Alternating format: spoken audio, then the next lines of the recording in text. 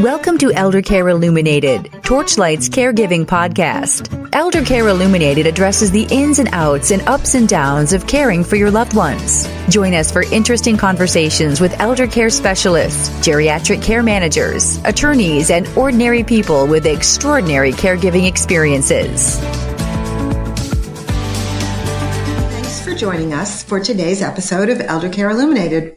Today we are speaking with attorney Christine Boutin. Christine is an elder law attorney practicing in Massachusetts. Welcome, Christine. Thank you, Lenore. I'm so happy to be here. In recent programs, Elder Care Illuminated has focused on various aspects of advocacy. And today it's time to take a closer look at one of the major issues that many people face as they contemplate and complete a move to a retirement community, assisted living, or a nursing home.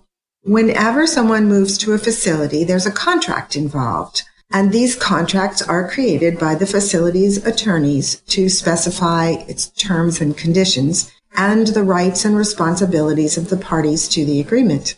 One of the most important ways that families can help is to be aware of and part of the contract review process.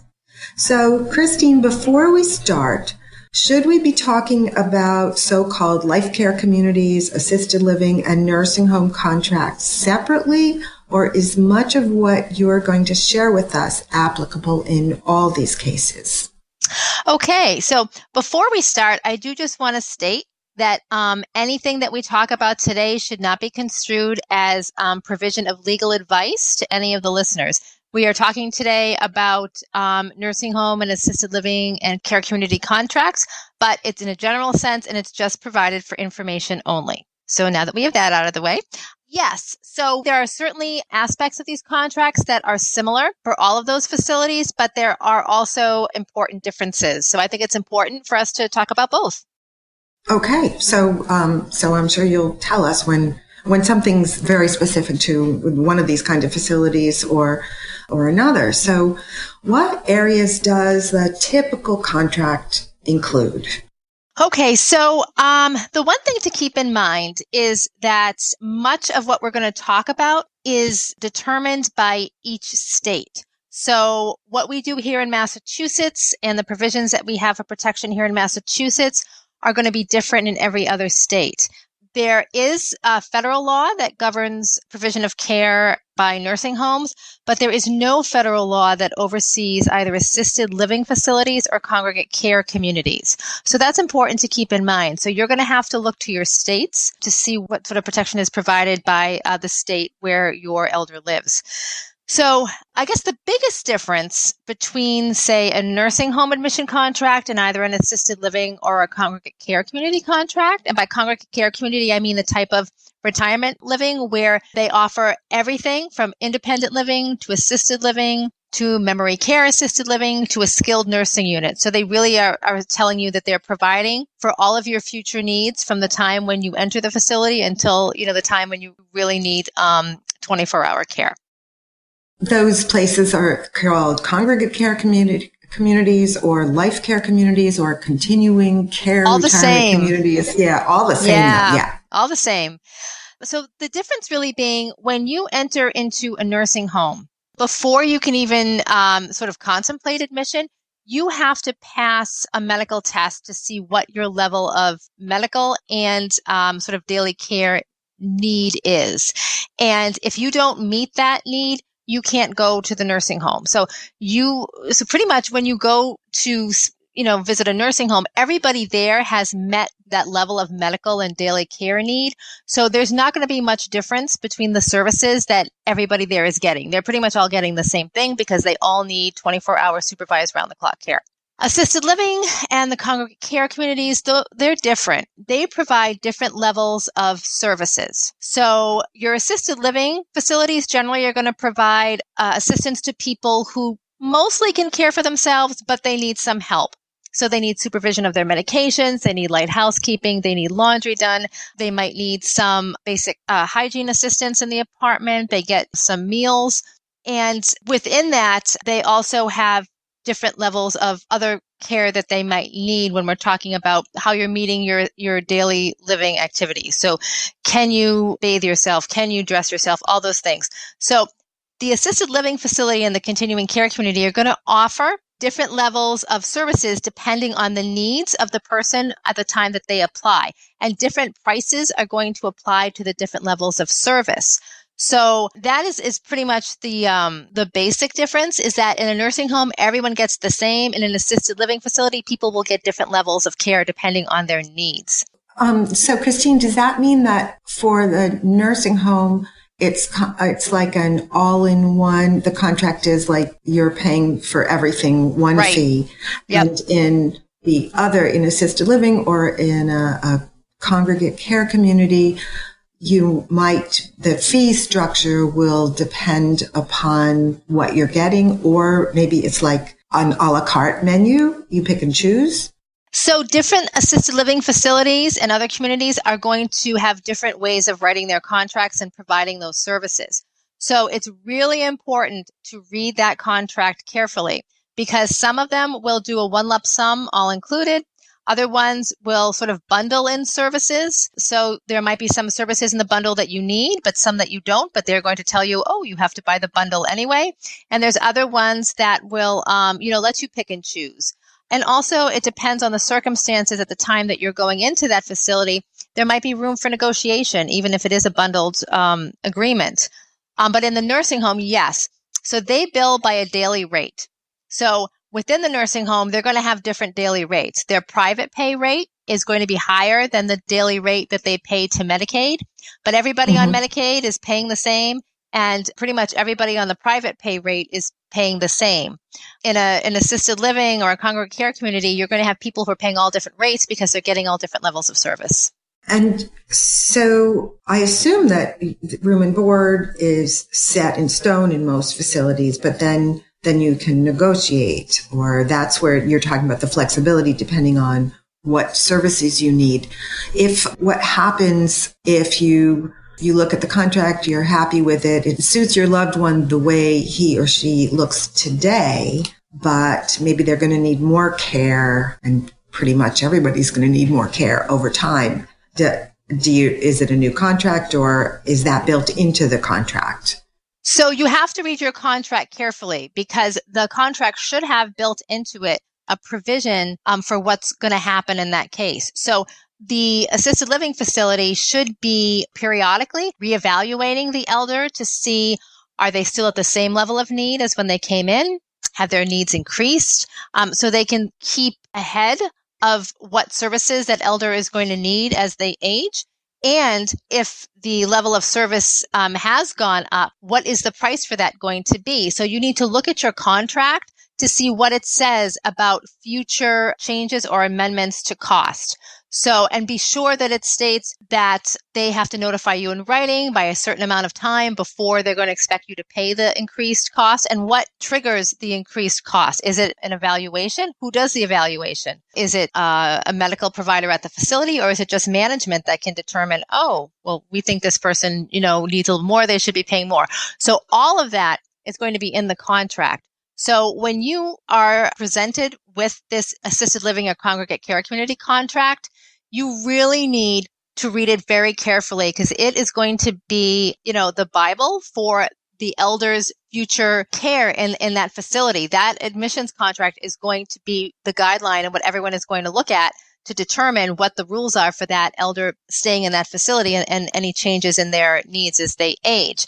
So maybe we'll talk about this a little bit later, but one thing I do recommend is you should always have the contract reviewed by an experienced elder attorney who is in the area, and you should never just sign it on the spot. You should always take it with you and make sure that you have ample time to review it, before it's signed, because that's really important.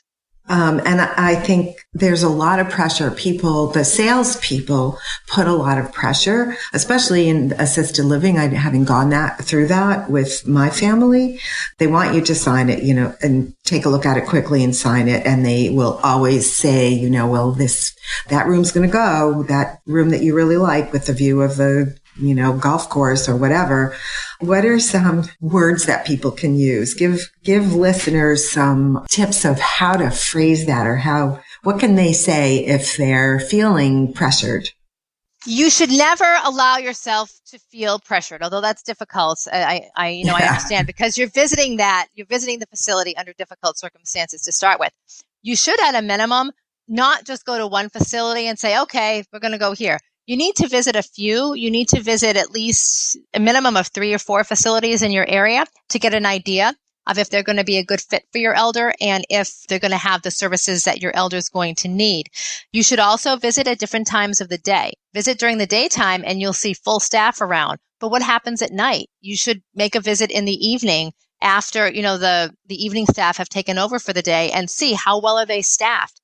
How many staff do you see? How well are they responding to the residents who are in the facility at the time? You should also, have a meal there. What's the food like? That's going to be a really important factor to your elder, because food is, the meals are usually communal and they're a social activity. So that's really important. You also should, consult with other family to see what their sort of feelings are, so that you don't feel that the pressure is all on you to assist the elder to go into this facility. But one thing that you can do is, you definitely can tell the facility, we have 3 other appointments scheduled at other facilities in this area, and we can't make a decision today. I would like to take the admission documents with me so I can have time to review them, because I'm really not ready to sign right now. And I need to also have them reviewed by my father's attorney, who has offered to look at them for us and give us some feedback on them. So don't ever let the facility pressure you into signing on the spot.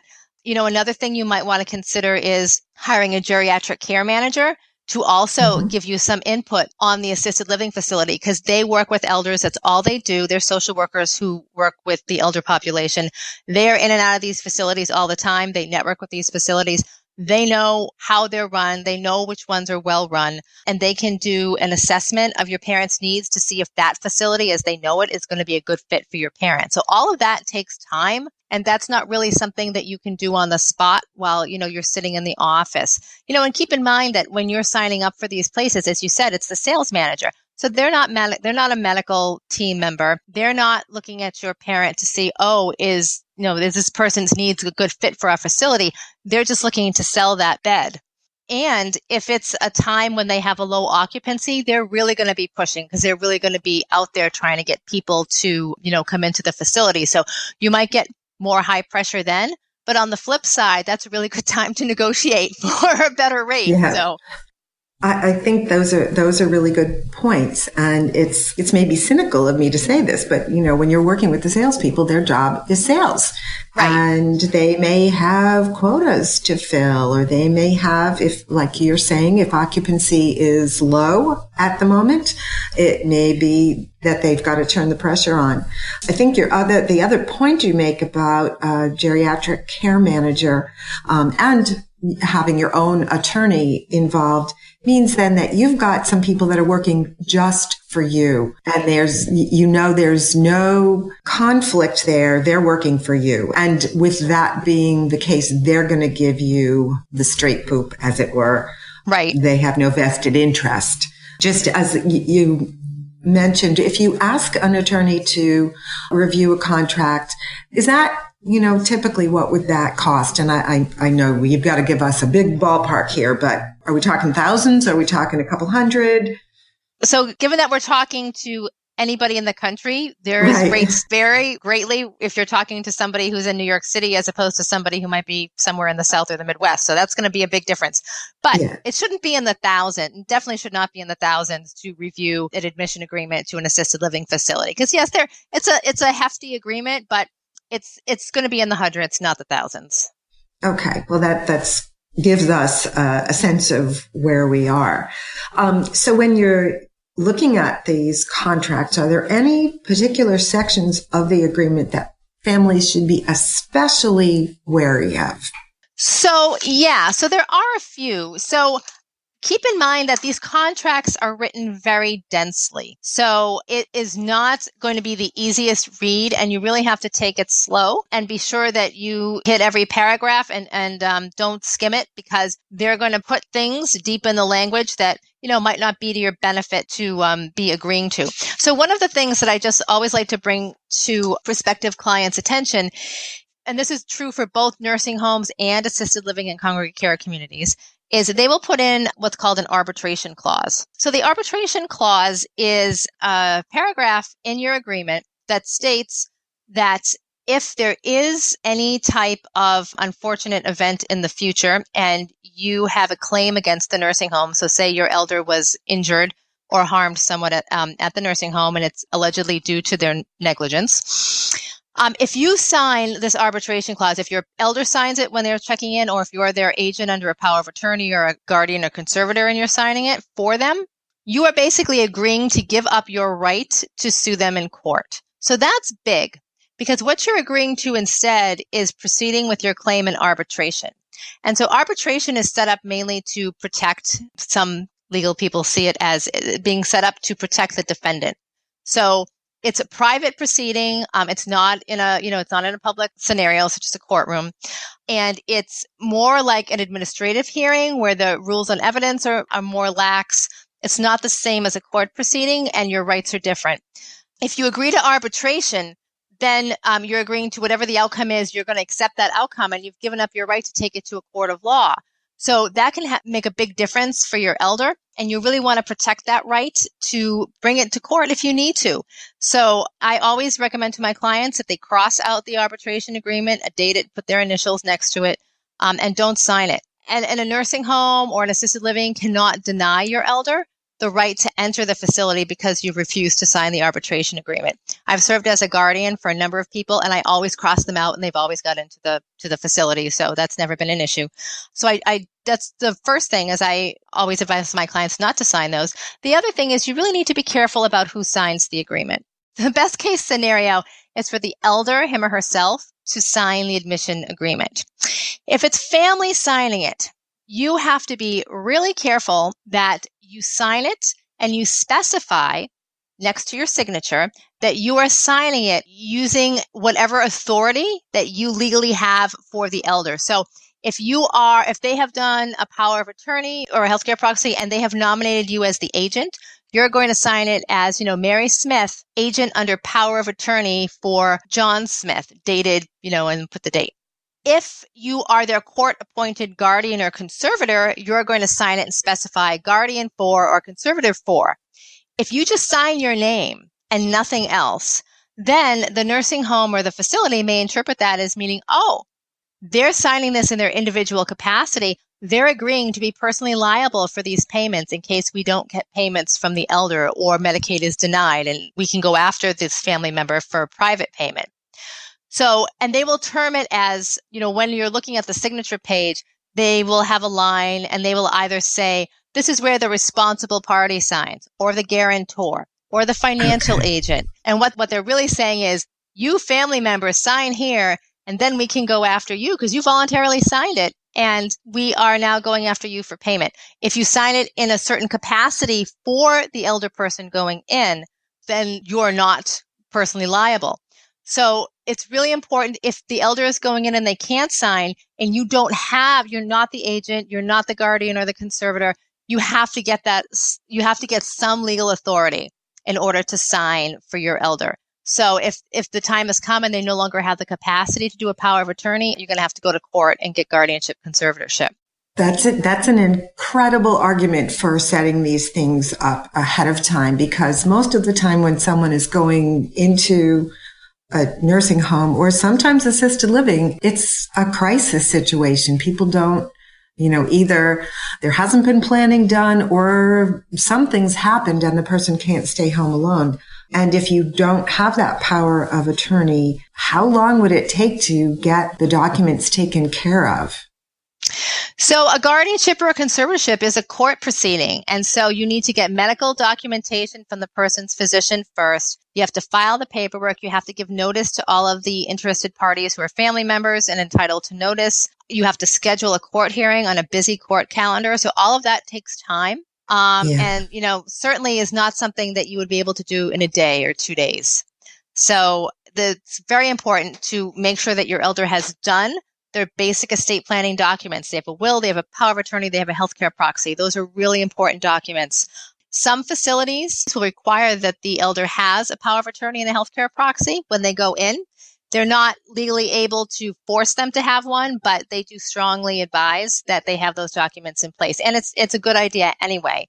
I'd also like to add that, nursing homes are, prohibited from requiring family to sign as that responsible party or that guarantor. But if you sign it voluntarily, they will say, oh, we didn't require that. They signed it voluntarily, and then try to go after you that way. So Really important. Just be careful. I don't know how to underline things or highlight them in yellow on a podcast, but it seems like that should be underlined, that you be really, really careful of that. So the arbitration section of the agreement is one thing. Are there other typical sections that should be looked at really carefully and possibly crossed out? So when you're looking at an assisted living or a congregate care community contract, it's going to be a long, as I said, densely written contract. And the types of things that are going to be in there are, they're going to specify, the type of room that your elder is going to be getting. Is it going to be a single room? Is it going to be a double room, a shared room? So that's going to affect the cost. So you want to check that. It's going to specify all types of things, like how many meals are included. What types of activities are they going to be able to participate in? Is there transport included if they want to take a day trip to Stop and Shop or a supermarket or something? Is there a fee for that? Exactly which health services and personal care services are going to be included in the service fee that you'll pay, which is sometimes separate from the rent. So assisted living facilities and congregate care communities, unlike nursing homes, don't usually have a full medical staff there all the time. So they will make use of, instead of having, RNs, they might have, CNAs or nursing assistants. They're not going to have the same level of staffing that a round-the-clock nursing home would have. So you want to definitely check and make sure that the kind of staffing that they can provide is going to be sufficient for what your elder needs. Because if it's not, once your elder's in there, they're going to have to pay for a home health care aide to come in. And in a nursing home, you're going to have a doctor there who's responsible for the care of the patients. In an assisted living or a congregate care, the patients are free to hire their own doctors. The facility might have a doctor that comes, or might have a, podiatrist or dentist who come every now and then, and they see patients there at the facility, but patients are free to hire their own medical care. So you want to make sure that the contract specifies what medical services are included, if any, and what's not. The other things to look out for are, what about, absences? What if you want to take your elder on vacation?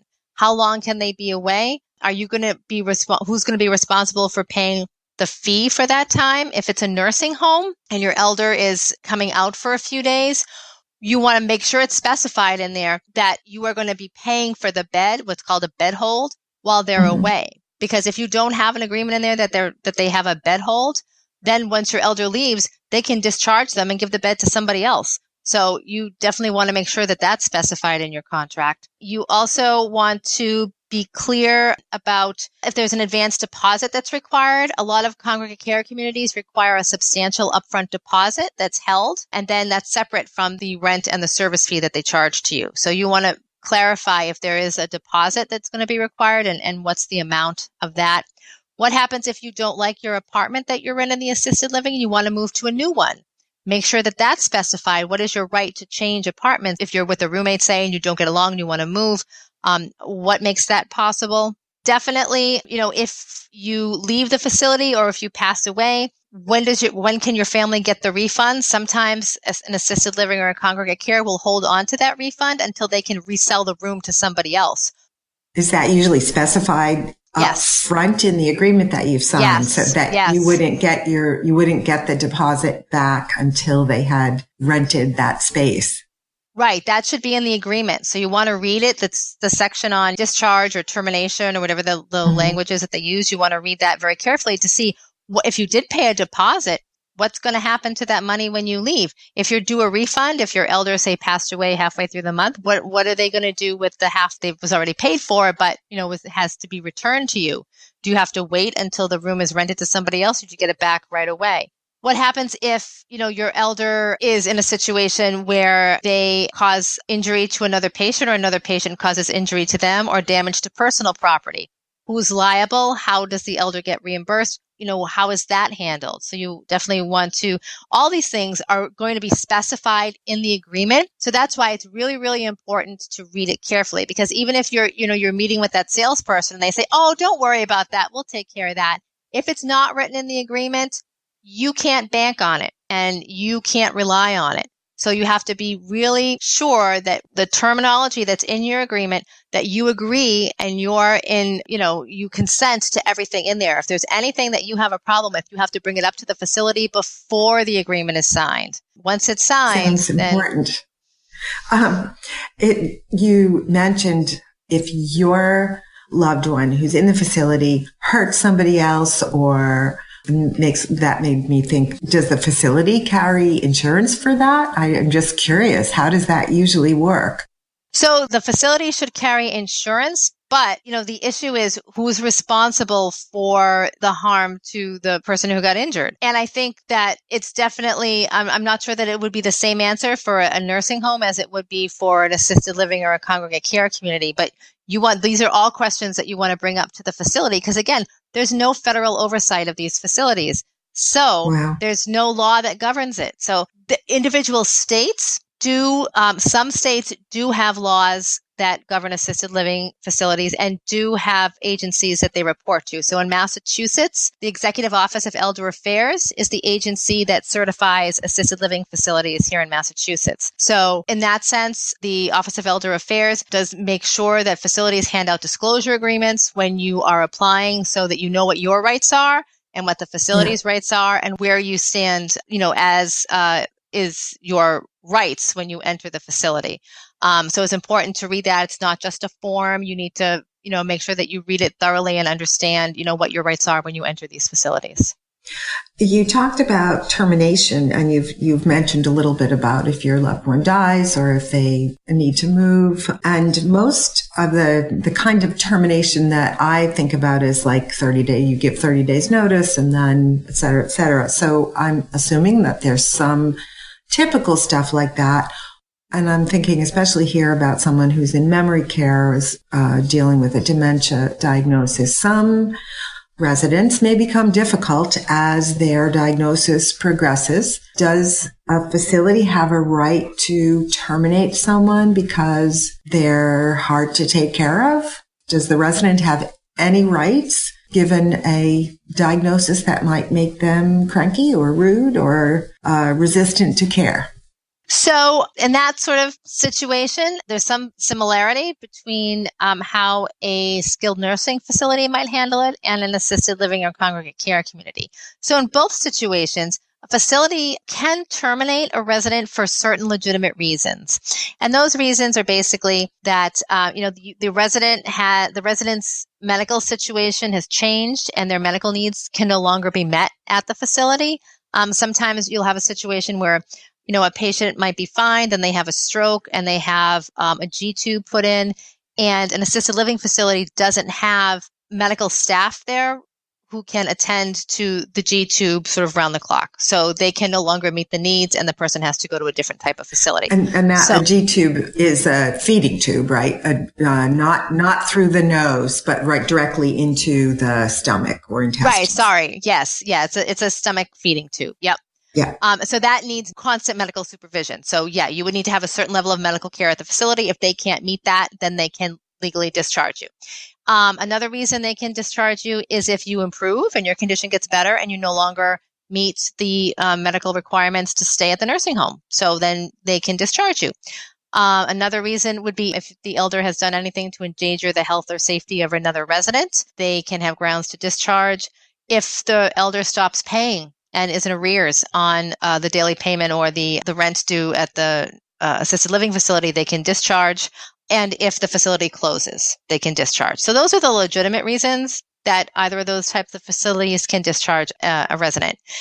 a lot of times what you see is you have patients who are disruptive, who refuse medical treatment. They're just considered difficult patients in general. They fight with the other residents. They're not your docile sort of sitting down person playing the games in the, the social room. They don't do that. So they're feisty. In that type of a situation, you might find that either of those facilities might attempt to discharge a resident because they're just not the model patient. And that's not okay. So in an assisted living facility, those residents are treated as just regular tenants under our in Massachusetts, I'm talking about now. So they're treated as regular tenants under our Massachusetts landlord-tenant law. So if a assisted living facility wants to evict them, they have to go to court and fight it like just a regular landlord-tenant case. If in other states, sometimes the resident has a right to an administrative hearing. In either case, obviously, the facility has to give the resident advance notice. In a nursing home, it's a little bit different. So in a nursing home, if you often have disruptive patients or patients who refuse medications or treatment that the doctor's prescribed. So you might have, in that situation, the nursing home has to give, again, advance written notice to the patient with the reason that they're being discharged, the date of the discharge, and where the plan is for them to go upon the discharge. The patient can appeal it, but they have to do it promptly, usually within about 30 days from the notice. And the patient should definitely request the discharge plan from the nursing home, like, where do you intend to send me? And if the family and the elder feel that, this is an abusive practice, they can contact the ombudsman for the nursing home, which is sort of an independent third party who tries to mediate issues that the patient might be having at the nursing home. Or if it's egregious, the family might choose to report to the Department of Public Health, which here in Massachusetts oversees nursing homes. Now, sometimes what we see, it's really egregious, is a situation where you might have a difficult patient and the nursing home does a dump. So they take the person who's having the issues. They say, oh, this person is out of control. We're going to send them to the hospital. So they admit them to the ER. They get to the ER. They're in the hospital for a few days, and then the nursing home refuses to readmit them. I've seen that in my practice. It's not right, but, it does happen. I think to kind of avoid this, what the nursing home is supposed to do is when you have a difficult patient or somebody who's refusing treatment, they are, required to try remedies first.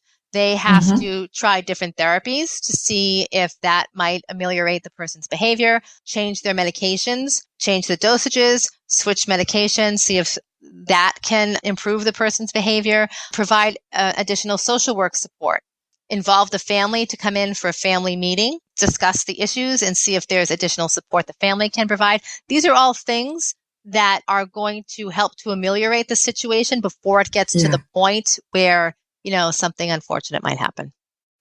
I think these are really important situations to think about ahead of time.